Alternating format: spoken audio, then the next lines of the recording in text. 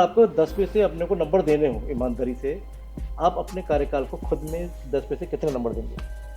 देखिए, अगर ईमानदारी की बात करें 10 में 7 नंबर तो मैं निश्चित रूप से देना चाहूँगा अपने आप को। वो इसलिए मैं देना चाहूँगा कि जो भी हमारे पास संसाधन है या जो हम अपने लेवल पे एफ़र्ट कर सकते हैं, उसका मैंने पूरा प्रयास किया है और ईमानदारी से प्रयास किया है कि मैं जब भी किसी अस्पताल में जाता हूँ, उस बात को लेकर ख़ास तौर से मेरा ध्यान रहता है कि व्यवहार और वहाँ का जो साफ़-सफ़ाई कैसी है। दिशा-निर्देश जो हैं उच्च स्तर से मुझे प्राप्त होते हैं, तो मैं कोशिश करता हूँ कि उसको मैं जल्दी से जल्दी और पूरी ईमानदारी से, निष्ठा के साथ उसको मैं पूरा करूँ। मानसून का मौसम है, बारिश के रोज़ ऑरेंज अलर्ट आ रहे हैं। देख रहे हैं कि जगह-जगह जल भराव है। ऐसे में कहीं न कहीं स्वास्थ्य विभाग के लिए भी चुनौतियाँ बढ़ जाती हैं। अब ऐसे में स्वास्थ्य विभाग क्या करें, क्या तैयारियाँ हैं? हर सवाल का एक जवाब लेंगे। जय हिंद, जय भारत, जय उत्तराखंड। नमस्कार, मैं अजय नौटियाल, भारत न्यूज़ लाइव में आप सबका स्वागत करता हूँ।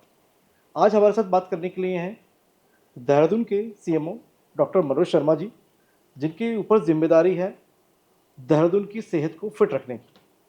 आप सीधा इन्हीं से जान लेते हैं, क्या चुनौतियाँ हैं और इन चुनौतियों को किस रूप में देखते हैं?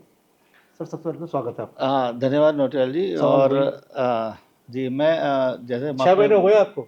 हाँ 15 फरवरी 2025 को आपको सीएमओ की ज़िम्मेदारी मिली थी बिल्कुल, और मैं बिल्कुल। अभी आपसे मज़ाक में कह रहा था कि जी, आपका आज हाफ ईयरली एग्ज़ाम है। जी, जी, जी।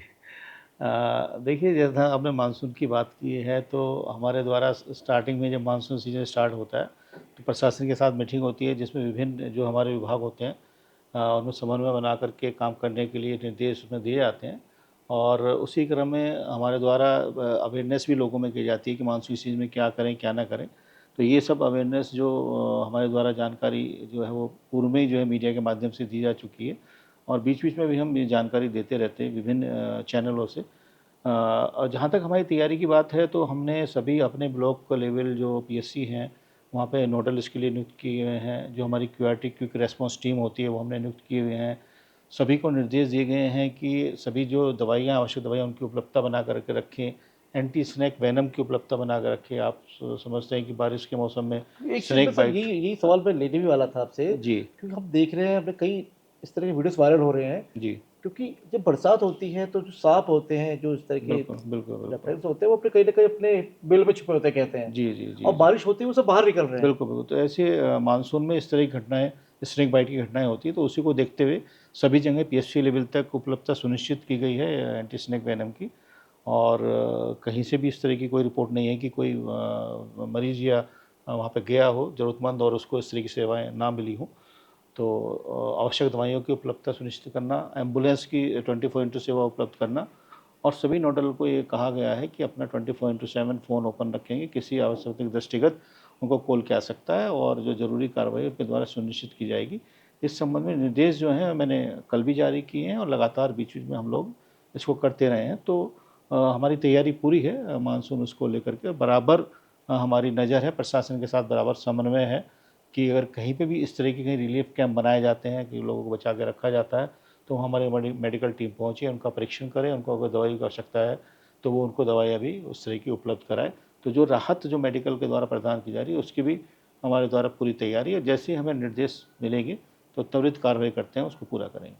सर, आपने देखा कि देहरादून में बेमौसम हम कहेंगे, यानी अमूमन माना जाता है कि जो डेंगू का मौसम होता है, हमने देखा उससे पहले ही डेंगू ने दस्तक दे दी थी, कहीं न कहीं चिंता बढ़ा दी थी। अब हम देख रहे हैं कि बरसात रोज़ हो रही है। अब ये बरसात जब थमेगी तो कहीं न कहीं एक चैलेंज खड़े हो जाएँगे डेंगू के पॉइंट ऑफ व्यू से। तो उसके लिए स्वास्थ्य विभाग ने क्या तैयारी कर रखी है? क्या बेड रिज़र्व्ड हैं या जब डेंगू आएगा तभी तैयारियाँ शुरू होगी? नहीं, देखिए ऐसा है कि हमारा आप देखेंगे तो अप्रैल महीने से ही केसेज़ आने शुरू हो गए थे और बहुत अनएक्सपेक्टेड था हमारे लिए इतनी जल्दी केसेज़ रिपोर्ट होना। पर देखने में ये आया कि जो बड़े हमारे हॉस्पिटल हैं, उनमें जो मशीन लगी हैं, वो कुछ ज़्यादा सोफ़िस्टिकेटेड मशीनें हैं और वो जो पुराने डेंगू के केसेज़ हैं, उनको भी डिटेक्ट जो है वो कर ले रही हैं। तो इसी को देखते हुए केसेस जो है जो मरीज़ उनके यहाँ आते हैं अन्य बीमारी को लेकर के और उनका डेंगू टेस्ट किया जाता है, तो उसमें पॉजिटिव वो आ रहे थे। तो उस संबंध में हमारे द्वारा वहाँ टीम को भेजा भी गया, सब जानकारी ली गई। तो ये संज्ञान में आया कि जो अर्ली जो केसेस जो डिटेक्ट हो रहे हैं, वो एक कारण उसका ये भी था और आप देखते हैं कि डेंगू है तो इसमें ट्रेंड चेंज होता रहता है, किसी साल केसेस ज़्यादा आते हैं, फिर अगले साल नहीं आते, और किसी साल जल्दी शुरू हो जाते हैं, किसी साल लेट शुरू होते हैं। तो आमतौर से जो हम मानते हैं जुलाई से लेकर नवंबर तक का मौसम इसके लिए माना जाता है फेवरेबल। और केसेस की अगर हम बात करें तो केसेस तो आ रहे हैं डेंगू के। अब देख रहे हैं लगातार बारिश भी हो रही है, अब क्योंकि जगह जगह स्मार्ट सिटी के प्रोजेक्ट भी चल रहे हैं। इसकी कंस्ट्रक्शन भी देहरादून में आप देख रहे हैं, डेवलपिंग सिटी है तो कंस्ट्रक्शन भी बहुत, साइट भी बहुत हैं, तो वहाँ पे वाटर लॉगिंग की प्रॉब्लम रहती है। जहाँ वाटर लॉगिंग होगी तो वहाँ डेंगू मलेरिया के मच्छर पनपने का डर रहता ही है। फिर भी नगर निगम के माध्यम से और हमारी जो स्वास्थ्य विभाग की जो टीम है, वो हमारे जो 140 डेंगू वॉलंटियर्स हैं हमने देहरादून और ऋषिकेश में रखे, उनके माध्यम से, हमारी आशाओं के माध्यम से हम लगातार हाउस टू हाउस सर्वे कर रहे हैं। और जहाँ भी केस पाए जाते हैं वहाँ कंटेनमेंट एक्टिविटी, निरोधात्मक कार्रवाई भी हम लोग करते हैं। और सर्वेलेंस की एक्टिविटी भी हमारी जो डिस्ट्रिक्ट की टीम है और स्टेट की टीम उनके द्वारा लगातार की जा रही है। और मैं मतलब ये तो नहीं कहना चाहूँगा कि हम बिल्कुल इसको डेंगू ख़त्म करने में सफल रहे हैं, लेकिन उसको बहुत हद तक हम उसको कंट्रोल करने में सफल रहे हैं, ये मैं ज़रूर कहना चाहूँगा। और आज की तारीख में अगर देखें तो हमारे जो अंदर के जो जनपद के केस हैं वो 150 से भी कम हैं। तो ये मतलब हमारी जो सामूहिक जो प्रयास है नगर निगम का, प्रशासन का, जो माननीय जिलाधिकारी द्वारा जो हमें कई इसमें सुविधाएं प्रदान की गई डेंगू को कंट्रोल के लिए, उन सबका सामूहिक प्रयास का ही फल है कि हम बहुत हद तक इसको कंट्रोल करने में अभी तक सफल रहे हैं। और आगे भी हमारी पूरी तैयारी है, लगातार जो एक्टिविटी है वो हमारी चल रही हैं, हमारी लगातार नज़र है। कहीं पे भी हॉटस्पॉट बनता है तो हमारी टीम जाती है, उस हॉटस्पॉट में सर्वेलेंस का काम करती है, और पूरी जो एक्टिविटी है हमारी कंटेनमेंट एक्टिविटी, वो भी हमारी जो है टीम वो लगातार करती है। जहाँ तक बेड का रिजर्व का सवाल है, पूर्व में निर्देश दिए गए थे अस्पतालों को कि अपने यहाँ बेड जो है आप वो रिजर्व रखें। लेकिन जब ऐसा आप देखते हैं कि भाई लोड उस बीमारी का नहीं है, अन्य बीमारी का लोड ज़्यादा है, तो हम ये कह दे सकते हैं आवश्यकता के हिसाब से। अब ऐसा भी नहीं होना चाहिए कि एक बीमारी जिसका लोड ही नहीं है आज की तारीख में उसके लिए हम रिजर्व रख दें बेड, और जो दूसरी बीमारी के केसेज आ रहे हैं तो उनको हम मरीज़ को रेफ़र कर दें कहीं। तो वो सब चीज़ों को हमें बैलेंस बना के चलना है। अभी हमारे अगर हम बात करें तो सरकारी अस्पताल में डेंगू का कहीं पे भी कोई केस जो है वो एडमिट नहीं है। तो ऐसी कोई स्थिति नहीं है कि मतलब इसके लिए बहुत कोई सर ब्लड बैंक को लेकर किस तरह की व्यवस्था है? क्योंकि हम अक्सर देखते हैं कि कई केसेस ऐसे आते हैं कि जो मरीजों को जो तीमारदार होते हैं भटकते रहते हैं कि भाई ब्लड नहीं मिल रहा है, या कोई ऐसे ब्लड ग्रुप है वो ब्लड नहीं मिल पाता है, तो उसके लिए क्या चीज़ें हैं? मैंने एक बार आपसे संपर्क भी इसके लिए किया भी कि इस तरह की चीज़ें हमारे पास भी आती है चीज़ें, तो उसके लिए क्या कहना चाहेंगे? अगर किसी को इस तरह की परेशानी है तो क्या करें, घबराएं नहीं उनके लिए? हाँ देखिए बिल्कुल, हमारे यहाँ जितने भी तो प्राइवेट आयुर्वेद में थोड़ी सी बात ये चल रही थी कि लॉबिंग वाली बात चल रही थी एक बीच में, आपको इससे खबरें भी आई थी कि थोड़ा सा लॉबिंग भी हो रही है, थोड़ी राजनीति भी हो रही है, इस तरह से कहीं ना कहीं आम आदमी भी कहीं ना कहीं शिकार हो रहा था इसका। देखिए वो उनका इंटरनल मैटर हो सकता है, मेरे संज्ञान में इस तरह की चीज़ें नहीं हैं। तो मेरा कहना यही है कि अगर कहीं पे उपलब्धता है ब्लड की, ब्लड बैंक में उपलब्धता है, तो वो मरीज़ को, किसी को जिसको आवश्यकता है उसको अगर मना करते हैं तो वो गलत है, मना नहीं किया जाना चाहिए। कोई नंबर है और तो उसके लिए? बिल्कुल हमारा आईडीएसपी का नंबर है, उस पर वो कंप्लेंट कर सकते क्या हैं। नंबर है सर? अब आईडीएसपी का मैं अभी नंबर मैं बता दूंगा आपको, और उसमें आप कॉल कर सकते हैं, उसमें जानकारी दे सकते हैं। जो हमारे डीटीओ हैं मनोज वर्मा, डॉक्टर मनोज वर्मा, वो इस चीज़ को देखते हैं, ब्लड बैंक से संबंधित चीज़ों को देखते हैं। तो उनको भी आप अपनी शिकायत दर्ज करा सकते हैं ब्लड बैंक के बारे में। जहाँ तक ब्लड बैंक के लाइसेंस की बात है, लाइसेंस हमारे द्वारा जारी नहीं किया जाता है, तो लाइसेंस जो उनका है ड्रग डिपार्टमेंट के द्वारा ही जारी किया जाता है। तो सीधे कंट्रोलिंग उनकी होती है ब्लड बैंक की, पर क्योंकि हेल्थ से संबंधित मामला है तो हमारा भी इसमें रेगुलेशन रहता है। तो ब्लड बैंक के साथ डेंगू को लेकर के ब्लड बैंक के जितने भी संगठन हैं उनके साथ में शुरू में पूर्व में बैठक की गई थी। उसमें हमारा मकसद यही था कि जो प्लेटलेट की आवश्यकता पड़ती है कि जो उसके रेट हैं, वो जो रेट फिक्स किए गए हैं उस रेट के अकॉर्डिंगली उससे ज़्यादा ना लें, इस संबंध में निर्देश पूर्व में दिए गए थे। अन्यथा उसमें जो है नियमानुसार जो कार्रवाई है वो की जाएगी। और अ, उसकी अपने जो उपलब्धता है, जो ब्लड बैंक है, प्लेटलेट की पर्याप्त उपलब्धता भी बना के रखें। पर अभी तक इस तरह के केसेस डेंगू में नहीं आए, तो इस तरह की कहीं स्थिति बनी नहीं है कि कहीं से शिकायत आई हो कि भाई प्लेटलेट की कमी है, किसी को आवश्यकता है, ना मिल पाई हो।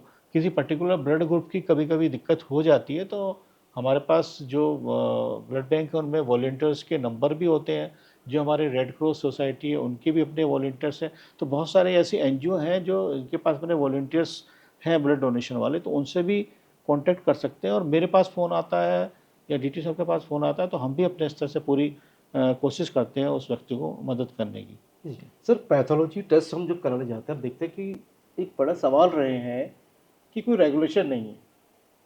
तो क्या इस तरह के कोई मानक है स्वास्थ्य विभाग द्वारा कि किसी टेस्ट का उससे ज़्यादा प्राइस नहीं लिया जा सकता?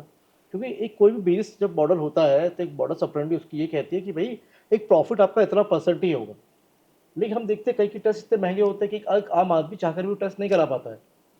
उसके लिए क्या कर रहा है स्वास्थ्य विभाग? देखिए, इस तरह के रेट फिक्स करने का प्राइवेट में कोई प्रोविज़न नहीं है। कुछ जैसे बीमारियां जो होती हैं, जो नोटिफाइबल डिसीज़, मैंने डेंगू की बात करी, तो उसमें जो टेस्टिंग के लिए है या जो ब्लड का है या प्लेटलेट का है ट्रांसफ्यूज़न का, तो उसके रेट फिक्स किए जाते हैं क्योंकि ये नोटिफाइबल डिसीज़ हैं और इसमें सरकार के पास जानकारी होती है और इनमें मोर्टेलिटी भी है। तो ऐसे में कि लोगों को कोई परेशानी ना हो, तो उसमें हम समय समय पे कुछ उसमें रेट फिक्स करते हैं। पर सभी का जितने टेस्ट हैं उनका रेट फिक्स करने का इस तरह के कोई डायरेक्शंस ना ही भारत सरकार से हैं, ना ही कोई स्टेट गवर्नमेंट से हैं। और इस तरह की व्यवस्था बनाया जाना खैर कई मामलों में उचित हुआ, क्योंकि अब देखिए जो लैब होते हैं उनके अपने अलग अलग स्तर होते हैं और उनके खर्चे भी सबके अलग अलग होते हैं। तो वही बात आती है कि वो रेट भी सबके समान नहीं हो सकते। लेकिन ये भी आपका लेकिन कहना प्रॉफिट ठीक कितना है। परसेंट हो सकता है हाँ, इस पे ये कुछ? भी आपका कहना ठीक है कि एक कुछ ना कुछ एक लेवल तो तय करना चाहिए, ताकि एक कहीं पे अगर कोई अननेसेसरी ज़्यादा पैसे ले रहा है तो मरीज़ उसमें ठगा महसूस ना करे। तो इस तरह के अभी डायरेक्शंस नहीं हैं, लेकिन कहीं किसी प्लेटफॉर्म पे अगर इस तरह की बात आएगी तो निश्चित रूप से उसको रखा जाएगा। सर, विशेषज्ञ डॉक्टर की कमी एक बड़ा मसला रहा है। जो भी सीएमओ आते हैं कहते हैं कहीं ना कहीं चैलेंज है। तो क्या आपके कार्यकाल में क्या आप इस दिशा में बढ़ पाए हैं कि विशेषज्ञ डॉक्टरों की कमी पूरी हो पाई है? देखिए, मैं ये तो नहीं कह पाऊँगा कि मेरे कार्यकाल में मैंने इस तरह की कुछ विशेष चिकित्सकों की जो कमी है वो एकदम से पूरी हो गई है। लेकिन हाँ, अभी निकट भविष्य में हमें कुछ और स्पेशलिस्ट मिलने की संभावना है और पूर्व में कुछ स्पेशलिस्ट हमें मिले भी हैं। अभी जो लेटेस्ट जो ट्रांसफ़र हुए थे उसमें कुछ हमें स्पेशलिस्ट मिले हैं। कुछ स्पेशलिस्ट हमारे जो पहले से मेडिकल अफ़सर हमारे उसमें जॉब में हैं और वो पीजी करने गए हैं, वो भी पीजी करके वापस आ रहे हैं। तो इस तरह से कुल मिलाकर मैं बात देखूँ तो 7-8 स्पेशलिस्ट जो है हमें रिसेंट टाइम में वो मिले हैं। निश्चित रूप से उनका फ़ायदा होगा। और बाकी ये जो स्पेशलिस्ट का जो नियुक्ति है वो आप जानते हैं कि डीजी स्तर से या शासन स्तर से होती है। समय समय पर हम अपनी डिमांड जो है वो भेजते रहते हैं डीजी स्तर पर। और मेरे ख्याल से इसमें जल्दी ही जिस तरह का हमें आश्वासन मिला है कि जल्दी ही स्पेशलिस्ट की संख्या जो है वो बढ़ाई जाएगी और उसमें सरकार प्रयास कर रही है। और कब तक हो पाता है ये कहना अभी मुश्किल है। 15 फरवरी 2025 को आप बतौर सीएमओ आपने ज्वाइन किया है यहाँ पे। 15 अगस्त, ठीक 15 अगस्त को आपको करीब 6 महीने भी हो जाएंगे। इस हाफ ईयरली एग्जाम में अगर आपको खुद से मतलब कहते हैं कि कोई आपको जज करे उससे पहले आप खुद को जज करते हैं, आप पहले समझने की कोशिश करते हैं कि आपने जो सोचा था, जो विज़न था आपका, अगर आपको 10 में से अपने को नंबर देने हो ईमानदारी से, आप अपने कार्यकाल को खुद में 10 में से कितने नंबर देंगे? देखिए, अगर ईमानदारी की बात करें 10 में 7 नंबर तो मैं निश्चित रूप से देना चाहूँगा अपने आप को। वो इसलिए मैं देना चाहूँगा कि जो भी हमारे पास संसाधन है या जो हम अपने लेवल पे एफ़र्ट कर सकते हैं उसका मैंने पूरा प्रयास किया है और ईमानदारी से प्रयास किया है। ये कहना कि हम 100% उसमें सक्सेस हो पाएँ ये तो सही नहीं होगा। लेकिन मेरे प्रयास अपनी समझ में पूरी ईमानदारी से और सही रहे हैं, सही डायरेक्शंस में रहे हैं। और उसका ऐसा नहीं है, लोगों ने उसको नोट भी किया है मेरे प्रयासों को। कई उसमें सफलता भी मिली है। बहुत सारी चीज़ें थी, जैसे मैं अगर बात करूँ तो 4th क्लास का जो टेंडर था यहाँ पे नहीं हो पा रहा था। मैंने आकर के उस टेंडर को किया, प्रक्रिया को। और पूरे स्टेट में अगर बात करूँ तो सिर्फ एक देहरादून ही इसको करने में सफल रहा। और उसके अलावा एनएचएम की जो पोस्टिंग जो हमारे पोस्ट वैकेंट थी, उसका मैंने आने के बाद तुरंत अपने यहाँ इंटरव्यू किए, और उसमें फिर कुछ जो लोग छूट गए थे, जिन्होंने ज्वाइन नहीं किया, सीटें फिर वैकेंट लगी थी। अभी दोबारा से मैंने उसमें इंटरव्यू किए, उनकी प्रक्रिया भी ख़त्म हो गई और शीघ्र ही नियुक्ति की जाएगी। तो जहाँ तक रिक्तियों की बात थी जो मेरे स्तर पे थी, मैंने उसको पेंडिंग नहीं रखा और उसको मैंने किया, आगे बढ़ाया उसको चीज़ों को।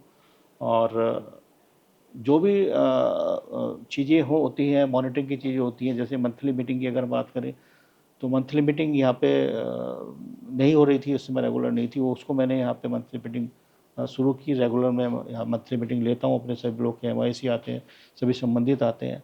इसके अलावा मैं अपनी डे टू डे किसी न किसी प्रोग्राम की अपनी बैठक भी मैं पोस्ट लंच लेता हूँ संबंधित प्रोग्राम वाले से, ताकि मुझे भी जानकारी मिलती रहे और मैं उनको कुछ सुझाव भी दे सकूँ किस तरीके से चीज़ों को इम्प्रूव किया जा सकता है। और जो भी दिशा निर्देश जो हैं उच्च स्तर से मुझे प्राप्त होते हैं, तो मैं कोशिश करता हूँ कि उसको मैं जल्दी से जल्दी और पूरी ईमानदारी से, निष्ठा के साथ उसको मैं पूरा करूँ। मेरा ये प्रयास रहता है। और तो मैं मतलब ये तो कह सकता हूँ कि 30% बस वही कहना चाह रहा हूँ 30% कि देखिए 30% कब क्यों रहेगा और कैसे पूरे हो सकते हैं, क्या आप मतलब जैसे लगा? जानते हैं कि कोई स्टूडेंट कितनी भी तैयारी कर ले, लेकिन एग्जाम ये के समय कैसी आप तो जीनियस स्टूडेंट है ना। कैसी परिस्थितियां, देखिए इंसान इंसान होता है। 70 तो इंसान आजकल एवरेज मार्क्स माने जाते हैं है ना, तो 70 आजकल बोला जाता है कि जो बच्चे हैं पढ़ाई कर रहे हैं जी सब 90 प्लस ला रहे हैं। जी।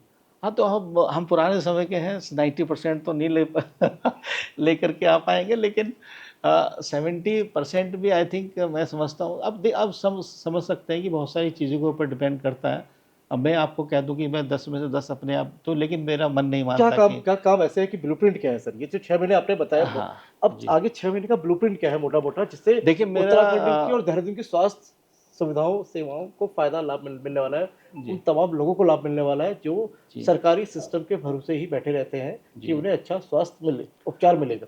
देखिए ब्लूप्रिंट मेरा एक ही है, कि किस तरीके से हम अपना जो चिकित्सा सुविधाएं हैं उसको बेहतर बना सकते हैं, किस तरीके से अब जो मरीज़ वहाँ पे आ रहा है उसको हम सेवा प्रदान कर सकते हैं, व्यवहार के रूप में भी, और जो उसकी आवश्यकताएं हैं मेडिसिन की या कोई हाइजीन जांच सर, की हाइजीन आवश्यकता बड़ा है। इशू है सर। हाँ, तो उसके हाइजीन एक बड़ा इशू रहा है सरकारी अस्पतालों में। जी जनता जब जाती है हाइजीन बड़ा इशू रहा है। मेरी धनसिंह जी रावत जी से बात हुई, जब मैंने उनका जी इंटरव्यू किया, मैंने भी उनके सामने ये चीज़ रखी, जी। हाइजीन एक बड़ा इशू है, उससे कैसे पार पाएंगे? नहीं, देखिए हम लगातार लोगों को अवेयर करते हैं। मैं जब भी किसी अस्पताल में जाता हूँ, उस बात को लेकर ख़ास तौर से मेरा ध्यान रहता है कि व्यवहार और वहाँ का जो साफ़-सफ़ाई कैसी है, ये मेरा हमेशा रहता है और मैं इस चीज़ को पसंद भी करता हूँ। व्यक्तिगत जीवन में भी मैं इस चीज़ को मानता हूँ, और मैं जितने भी मेरे डॉक्टर आते हैं, मैं सबको एक ही शिक्षा देता हूँ कि किसी भी इंस्टीट्यूशन की सफलता का पहला राज होता है डिसिप्लिन। तो जो डिसिप्लिन है उस पे आप ज़रूर रहें। आज आप खुद डिसिप्लिन में रहेंगे तो अपने जो सबॉर्डिनेट हैं उनको भी आप कुछ बोल पाएँगे। तो मेरा हमेशा से ये रहा है, और जिस परिवार की पृष्ठभूमि से मैं आता हूँ वहाँ भी डिसिप्लिन को हम सर्वोपरि मान के चलते हैं। तो कौन सा मेरा सर, कौन सी पृष्ठभूमि से आते हैं आप? नहीं, मेरा जो परिवार है वो हमेशा, अब मैं नहीं, ऐसा जिस माना जाता है कि मुझे लगा कि डिफेंस कहा जाता है कि नहीं, आर्मी में बड़ा नहीं डिसिप्लिन है। ऐसा नहीं कि डिफेंस ही सिर्फ जो है एक डिसिप्लिन में रहे। तो मेरे जो मामा हैं वो पुलिस में रहे हैं, डिप्टी एसपी रहे हैं कानपुर में, बड़े डिसिप्लिन आदमी थे। मेरी मदर बहुत डिसिप्लिन थी। तो ऐसा नहीं है कि जो है सिर्फ आर्मी वाले ही डिसिप्लिन में होते हैं। तो ये जो खुद से। सिविलियन है वो भी डिसिप्लिन में उसको रहना चाहिए। और जी। डिसिप्लिन जो है किसी भी समाज के में, किसी भी इंस्टीट्यूशन के लिए जो डिसिप्लिन है वो पहली ज़रूरत होती है उसकी तो कहीं ना तरक्की कहीं के आप लिए। जब देखते हैं बीमारियों पे फतह हाँ पाने के लिए, जीत पाने जी के, डेंगू से लड़ने के लिए, कहीं ना कहीं स्वास्थ्य महकमे को भी आम जनता की भी जरूरत होती है कि आम जनता भी अवेयर हो। वो भी कहीं पानी का अगर इस तरह के जमाव हो रहा है कहीं पे, उसको भी देखे। अपने आसपास कोई गंदगी का ढेर है, कोई कूड़ा फैला हुआ है, तो उस पर भी देखे एक बार। बिल्कुल। देखिए आप सही कह रहे हैं कि बिना जनता की सहभागिता के तो कोई भी इतने बड़े प्रोजेक्ट हैं, आप ये समझिए इतने बड़े लेवल पे हैं, इतनी पॉपुलेशन है हमारी और लोकतंत्र है। आप देखते हैं यहाँ पे कोई आप कानून का डंडा तो चला नहीं सकते हैं, आपको अवेयरनेस करनी है। तो अगर पब्लिक में अवेयरनेस नहीं होगी, सहभागिता नहीं होगी, तो आप उन चीज़ों को उस तरीके से नहीं कर सकते जिस तरीके से आप करना चाहते हैं। हम अक्सर प्राइवेट हॉस्पिटल की बात करते हैं, हम देखते हैं कि प्राइवेट हॉस्पिटल जो है बिल्कुल एक 5 स्टार 5 सितारा लगते हैं, बिल्कुल साफ सफाई, बिल्कुल चकाचक। तो कहीं ना कहीं एक जब एक किसी के ध्यान में जब विचार आता है, जब बात करते हैं, तो जो वो विजुअलाइज करता है तो लगता है कि सरकारी अस्पताल ऐसा होगा, प्राइवेट अस्पताल ऐसा होगा। तो कहीं ना कहीं क्या उस छवि को बदले जाने की जरूरत है? बिल्कुल छवि को बदले जाने की ज़रूरत है, और उसी के लिए मैं कह रहा हूँ कि लोगों में अपनी जो मॉरल रिस्पॉन्सिबिलिटी है उसको महसूस किया जाना ज़रूरी है। पब्लिक को में भी मॉरल रिस्पॉन्सिबिलिटी की फीलिंग होनी चाहिए। जो सरकारी कर्मचारी अधिकारी काम कर रहे हैं उनकी भी मॉरल रिस्पॉन्सिबिलिटी क्या है, उसकी जो है उनको जो है अच्छी तरीके से इस बारे में जो है उसमें अवगत होना ज़रूरी है। और ये जो आप जो डिफरेंस की बात कर रहे हैं, देखिए मल्टीफैक्टोरियल है, यहाँ मैं सारी चीज़ों को डिस्कस करना नहीं चाहूँगा। आप भी समझते हैं, मैंने जो आपको उदाहरण दिया सरकारी का दिया, क्योंकि मैं सरकारी मुझसे ज़्यादा मेरा मतलब था यहाँ बताने का। प्राइवेट में भी जाते हैं, वहाँ की अपनी अलग कमियाँ होती हैं, पर क्योंकि प्राइवेट में जो है उनको जो मार्केट जो जो उनको जो उनका बन रहा है, या आप जो कहते हैं उनको जो बेनिफिट हो रहा है, वो किन चीज़ों से हो रहा है उन चीज़ों पे ध्यान रखते हैं। और जो सरकारी उसमें संस्थानों में है, वहाँ पे किन चीज़ों से उनको फ़ायदा हो रहा है, वो उन चीज़ों पे ध्यान रखते हैं।